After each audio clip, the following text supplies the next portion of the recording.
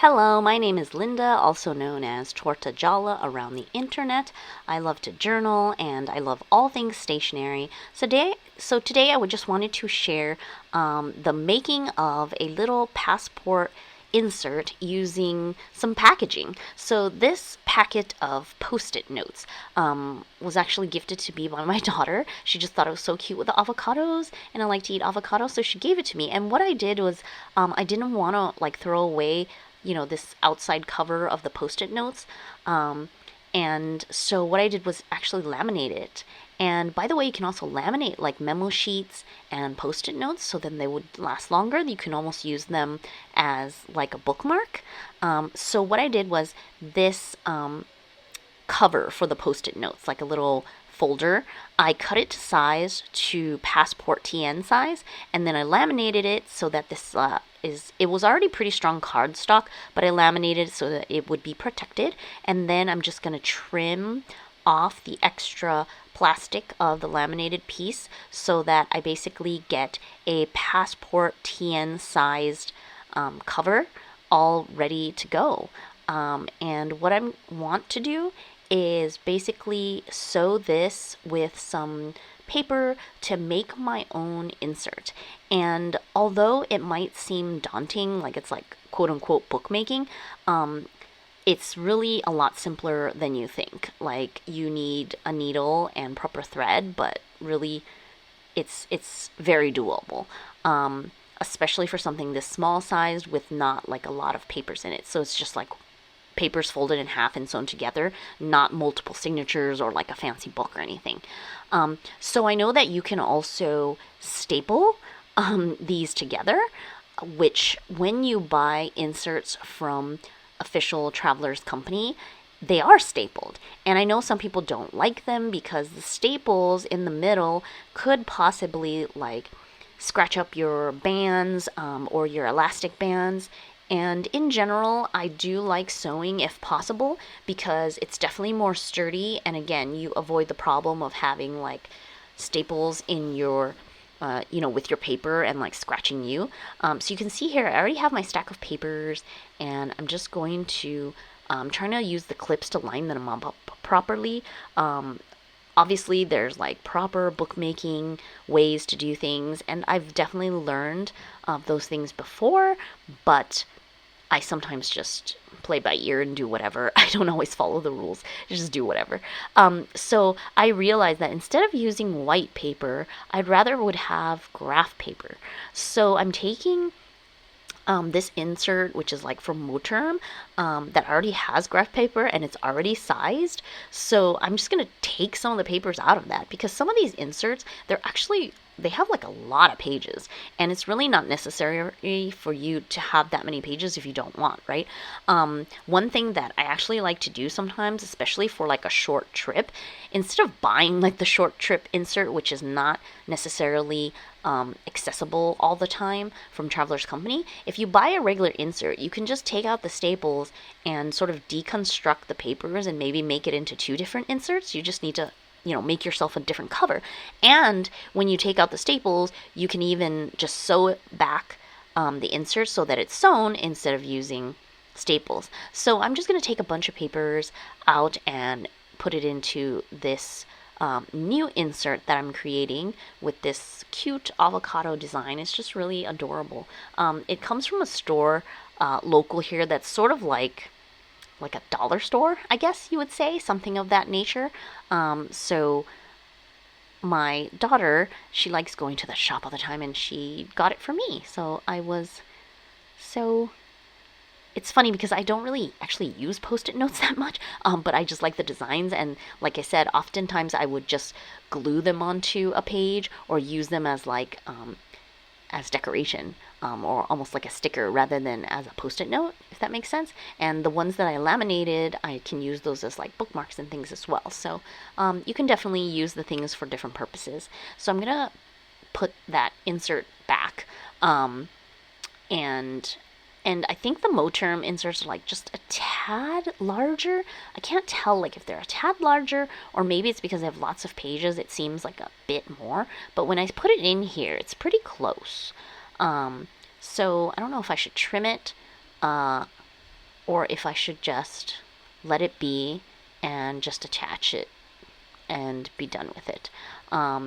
So to do this properly, you probably should clip it together so the papers are not moving around madly, and you can punch the holes and then just weave in and out your string and tie a knot, and you'll be done. It's sort of like a easy pamphlet stitch or long stitch, however many holes you want to create.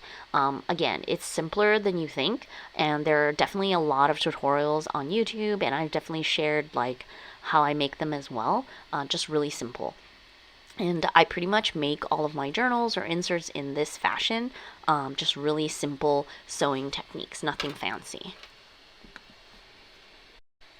So I'm just gonna try to like line things up properly here, and I do have some bookbinding tools so I can use them to like punch holes, and then use like a bigger tapestry type of needle to get the string through. And the string I'm using is just like linen thread from like the hardware store. It's not really anything fancy.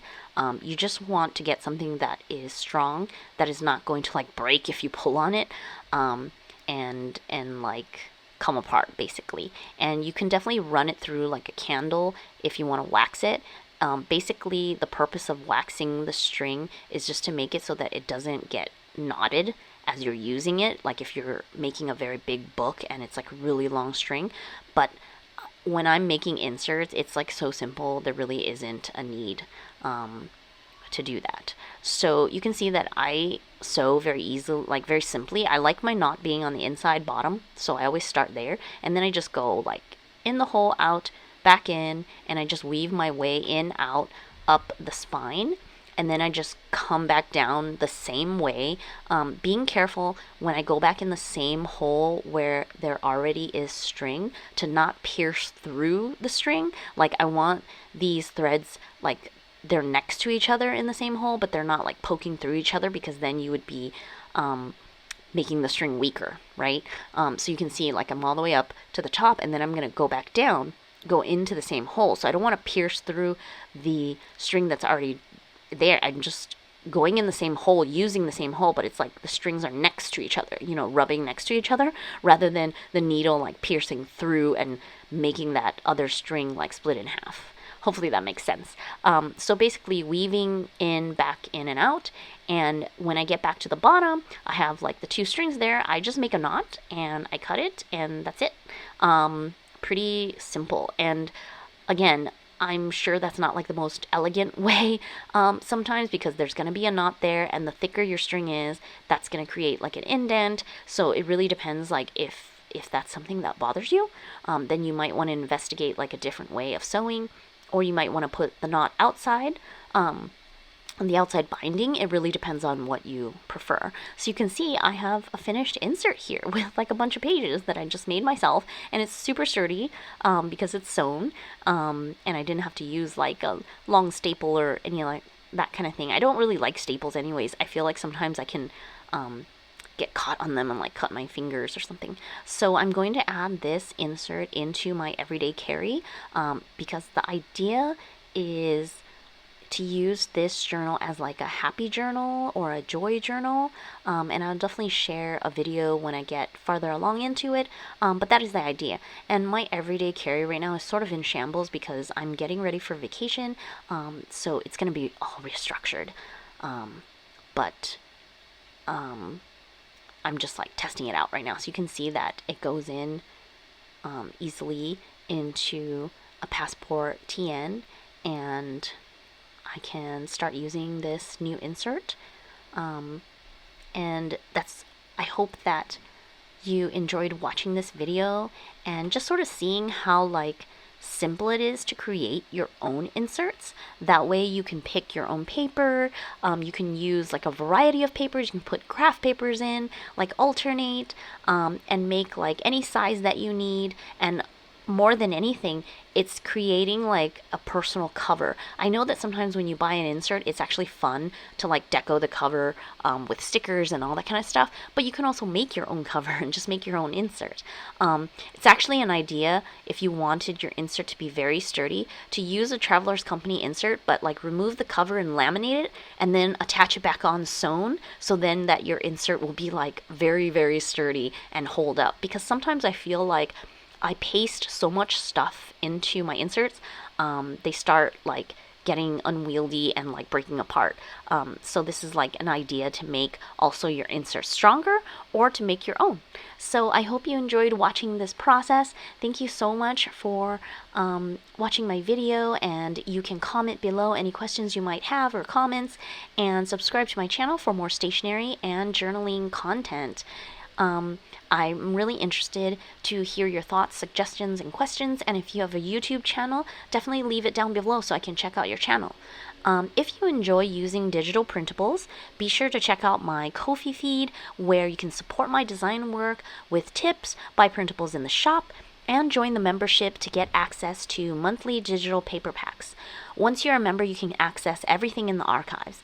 And also, I blog on tortagialla.com. You can download freebies there. I've been posting for years, so you'll find a huge archive of freebies to download and play with there.